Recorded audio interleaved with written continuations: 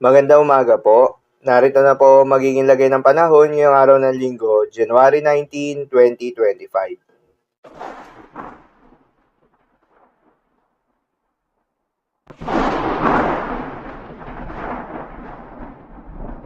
Sa kasalukuyan na tayo sa pag-asa, bahagyang humina yung epekto nitong northeast monsoon o hanging amihan.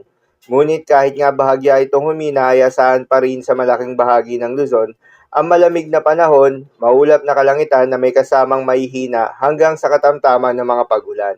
Habang easterlies naman o yung mainit na hangin galing sa may karagatang Pasipiko ang nakakaapekto pa rin sa buong bahagi ng Visayas at Mindanao. Dahil dito ay asahan yung maganda at maliwalas na panahon sa buong bahagi ng Visayas at Mindanao, maliban lamang sa mga panandaliang buhos ng ulan, lalo na sa hapon o sa gabi. At dahil nga rin sa paghina nitong northeast monsoon, patuloy na ring humina yung epekto nitong shear line at hindi na to nakakaapekto sa anumang bahagi ng ating bansa. Magandang balita naman dahil ayon sa pag-asa ay wala pa rin tayong binabantayan na low pressure area o bagyo sa loob o malapit sa Philippine Area of Responsibility na maring makaapekto sa ating bansa hanggang sa susunod na 5 araw. Base na rin yan sa pinaka-latest Tropical Cyclone Threat Potential Forecast na inilabas ng pag-asa.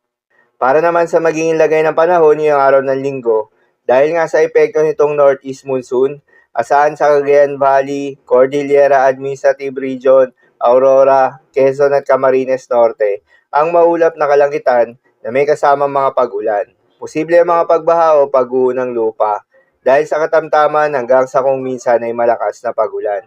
Habang sa Metro Manila at nalalabing bahagi ng Luzon ay asahan naman yung bahagyang maulap hanggang sa maulap na kalangitan na may kalat-kalat na mga mahihinang pag-ulan na dulot pa rin ng northeast monsoon. At sa nalalabing bahagi pa nga ng ating bansa ay asahan naman yung bahagyang maulap hanggang sa maulap na kalangitan na may kalat-kalat na mga pag-ulan o thunderstorms. Dulot naman yan ng easterlies. Posible rin ang mga pagbaha o pag-uho ng lupa during severe thunderstorms. At para naman sa magiging lagay ng mga dagat baybayin, ayon sa pag-asa ay walang nakataas na gale warning sa anumang seaboards ng ating bansa. Ngunit iba yung pag-iingat pa rin sa mga papalaot ng mga kababayan nating mangingisda at yung may mga maliliit na sasakyan pandagat lalo na sa may northern at eastern seaboards ng Luzon.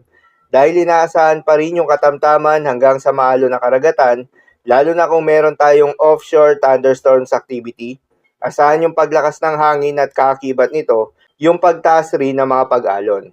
Banayad hanggang sa katamtaman ng mga pag-alon naman ang asahan sa nalalabing seaboards ng ating bansa.